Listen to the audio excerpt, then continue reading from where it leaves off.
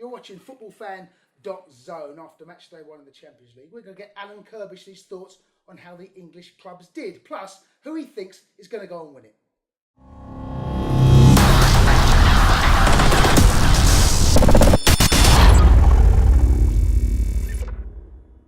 Overall, it wasn't the best week for English clubs in the opening day one of the Champions League.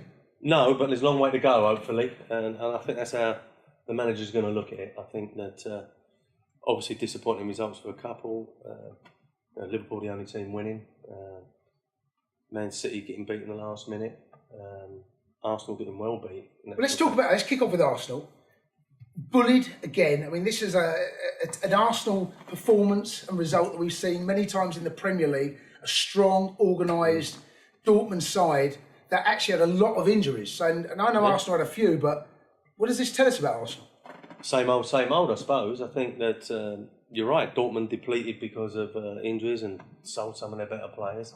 And Arsenal turned up there, really, and everyone was talking in the summer, the need to buy a striker, the need to buy a striker, the need to buy a striker. And I think the Arsenal fans went, yeah, great, we've got Danny Welbeck in, but a lot of the Arsenal fans and pundits have been saying they needed to strengthen at the back. And you know, once again, they've come up against the top side away from home and been blown away, really. It could have been a lot worse for them. So for Arsene Wenger, I think it's back to the drawing board. And you look at the back four and you think, well, one or two more injuries, and they're really going to struggle, you know. So perhaps that was an area that they needed to strengthen. But Arsene Wenger always has been reluctant to go out and buy their marquee signings. We've seen him do it recently. But once again, forward-thinking players, and surely Arsenal should have learnt from last season that when they played up against the other top four sides, they never got anywhere, did they? No, they did. But so why? I mean, you as an ex-manager, if you put Mats Hummels in there, and I know that we're talking 30, 40 million pounds, and maybe a Khedira again, so I'm spending the thick end of 60 million pounds here. But if you're going to compete at the very highest level, why every year do we not see Arsene Wenger make the signings he needs to make? Yeah, I think that you see the other top sides. You'll see Mourinho, Pellegrini, and when Ferguson was there, they weren't afraid to spend that big money. It just seems that Arsene Wenger's reluctant, and he's physically got to be forced into signing that check. You know, and I think last season the crowd reaction, etc., forced him into the Ozil signing.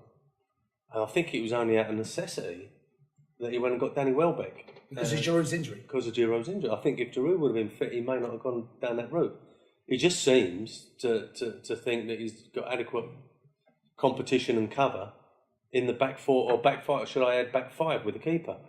And I don't think he has. And they seem that, you know, without Debussy and Chambers, that was really stretched to the limit, really. And you know, as I said earlier, if you see one more injury, say to Koscielny, then they're really going to struggle, aren't they? And the other top sides in the Premier League have all got that cover. Okay, Liverpool, the only team to win in the Champions League, but I thought it was a poor performance against a side, Ludogorets, that actually surprised me how well they played. I think it was a massive learning curve for Brendan Rodgers and everybody at Liverpool. Back in the Champions League, after being out of it for so long, the game was built up. Back in Europe, another Anfield night, and it could have gone horribly wrong. I don't think they were complacent. I just think they got a shock by the standard of Ludogorets and perhaps some Champions League nerves. And I think what we've got to realise with Brendan Rodgers as well is that he is an inexperienced manager in terms of the games he's had as a manager anyway in the Premier League, and certainly in Europe. And you know, I think he's in a position now where he goes to Upton Park this weekend, and you know, he's got to try and juggle up his squad. He's got to make sure that they're prepared properly. And you know, I think that perhaps that was absolutely grateful to get out with that result. I mean, it's a massive 3 points first game, and hopefully they will get better. But it's a big learning curve for everybody at Liverpool, and you know, I think he will be leaning heavily on Steven Gerrard, the way you prepare for these European games and then come back down to earth for the Premier League games, if you like, and get a result. And history suggests over the last 4 or 5 years, the Chelseas, the Arsenals, and 1 or 2 others have managed to do that.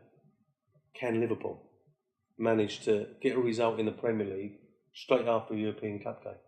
Well, Balotelli started up front. He's a very different striker to Suarez. It's almost impossible to replace someone of that quality.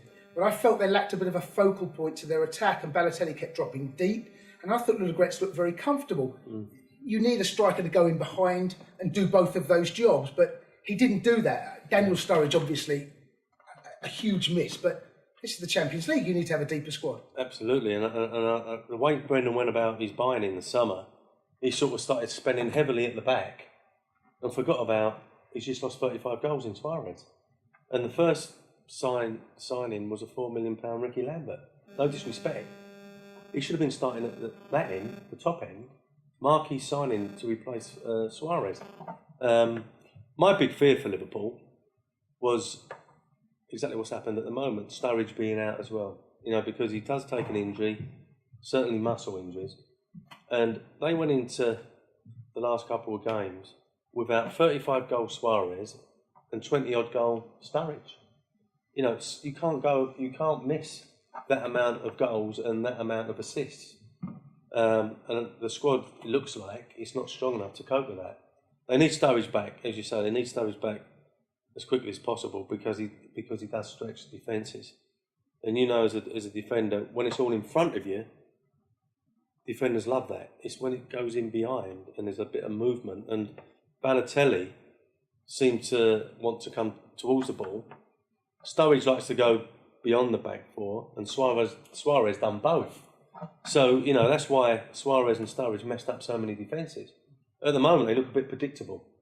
I think that Lallana coming in may add a bit of something different, but they desperately need Sturridge back as soon as possible. You mentioned Brendan Rodgers there. This is his first Champions League season. He's done incredibly well. Without Suarez, obviously it's going to be different. Do you think that the combination of the Premier League and the Champions League will catch up with Liverpool come the end of the season? Well, I think that last season, I think they benefited by not being in Europe. When the other teams were toiling away, they had enough rest and prepared for their Premier League games. And that's what I said earlier. He's not got no experience of doing it, but somehow he's got to manage it. And perhaps lean on people like Kenny Dalglish, people at the club who have been through it. And as I say, Steven Gerrard really out of the squad at the moment, who has been there and done it. It is a definite balancing act. And having the right size squad or the right strength squad, when do you rotate? He rotated against Aston Villa and come unstuck.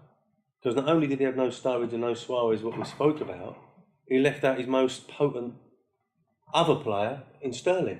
So suddenly, Liverpool was without that triangle of players that caused mayhem last year. So I think he learned from that, and I don't think you'll be seeing Sterling rested again, you know, because I think it was a big, big mistake. And as I say, grateful to get the result, Liverpool.